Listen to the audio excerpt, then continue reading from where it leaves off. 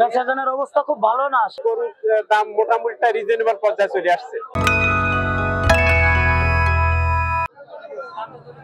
আর মাত্র দুদিন পর ঈদুল আজহা, অথচ সাতক্ষীরার গরুর হাটে নেই তেমন কেনাবেচা, জমেনি হাট, নেই ক্রেতার ভিড়। জেলার সবচেয়ে বড় হাট আবাদারের হাটে মঙ্গলবারেও ক্রেতার সংকটে চরম হতাশা খামারি ও বিক্রেতাদের মাঝে। ওয়ালটন আবারও মিলিয়নিয়ার অফারে ওয়ালটন ফ্রিজ কিনে আপনিও হয়ে যেতে পারেন মিলিয়নিয়ার। গরু বিক্রি হচ্ছে মন প্রতি 28 থেকে 30 হাজার টাকায়, তবুও সাড়া মিলছে না। তবে সময় কম থাকায় কেনা বেচা শুরু হবে বলে মনে করছেন ক্রেতারা। বেচাকেনার অবস্থা খুব ভালো না। 7টা গরু আনছিলাম, 3টা বিক্রি করছি, এখনো 4টা আছে।